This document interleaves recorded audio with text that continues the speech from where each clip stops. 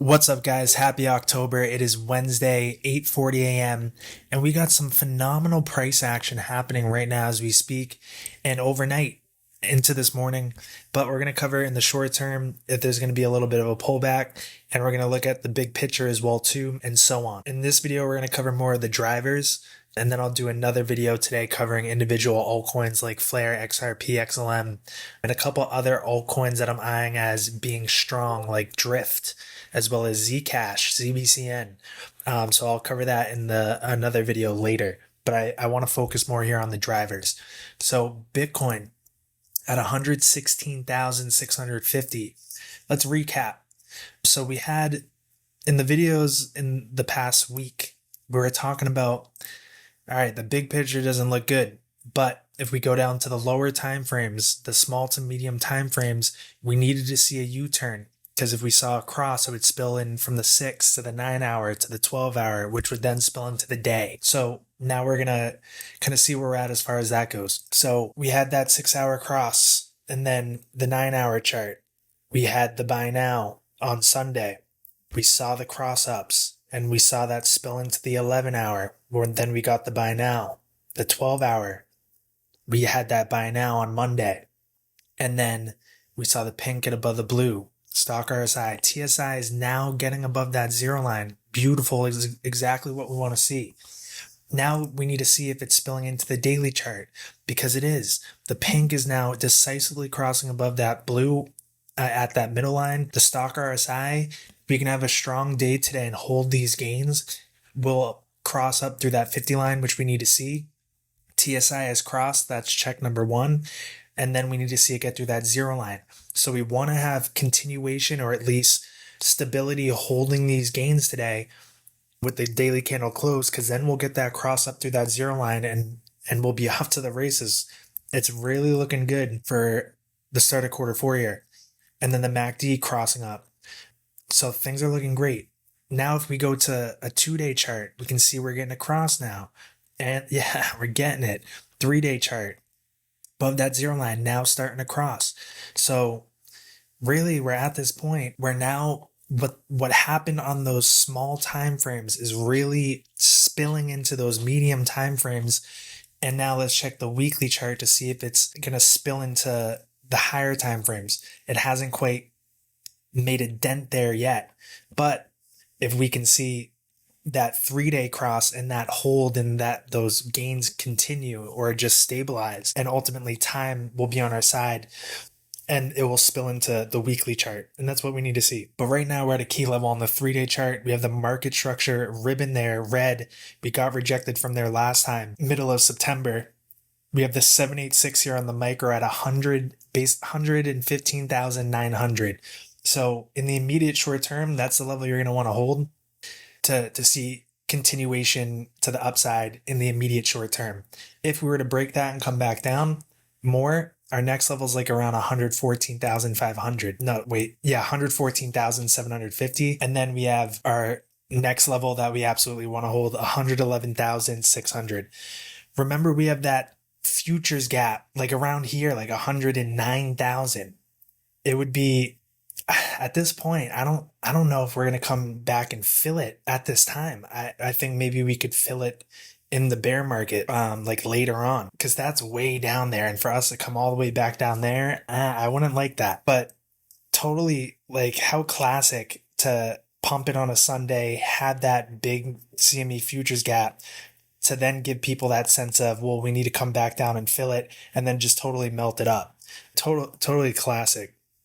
But in the Discord, I was keeping people updated. I had said, or maybe 15 minutes ago, great overnight action, a heated bit of caution at these levels, definitely a spot where we could see a pullback, and we're already starting to see it right now. So yeah, this is not just going to continue up forever. We're going to have to pull back a bit, in my opinion. I just marked off the levels for you to watch for us to hold, but dips are for buying, in my opinion. It's that time. So looking good on Bitcoin. If we were to head up higher, we definitely need to take that 118,000, but the big one is going to be from the high down to this low, 121,000, let's say. Getting above there, holding it will send us a new all-time highs. So that's that. If we look at the total crypto market cap, remember when I covered the huge signal that was flashing, that 1 day prepare to buy soon signal back at the bottom here, Friday, September 26th. We're comparing it to back in June. I showed you this whole bull market, the history of when it flashed and the bottoms coming in on that. And as you can see, it hit it again. Just totally spot on.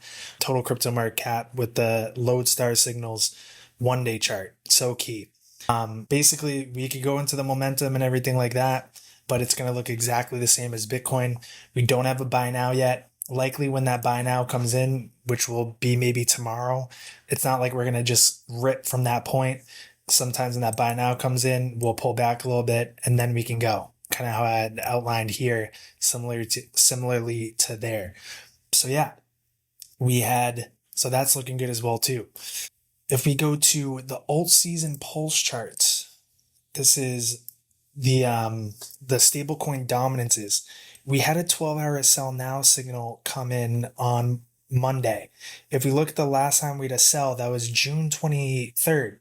If we go to the total crypto market cap, June 23rd or 22nd was that same area here where we had that prepare to buy soon. Just like here, we had that prepare to buy soon, and then we had the sell now here, and this came down, meaning alts being risk on, and we had the sell now here, meaning alts being risk on. So we have things aligning as far as that goes. I want to see this 12-hour TSI go through that zero line for this to be, solidified as the nail in the coffin for this to keep heading down, which we want to see. And if we can break that trend line support, then we're in the belly of the beast. We got rejected right at the top of it. Then this is setting us up for alts being the spot to be. Ethereum doing well, tracking. We're not going to go too deep into that. Bitcoin dominance getting rejected at the key level I was talking about in my previous videos.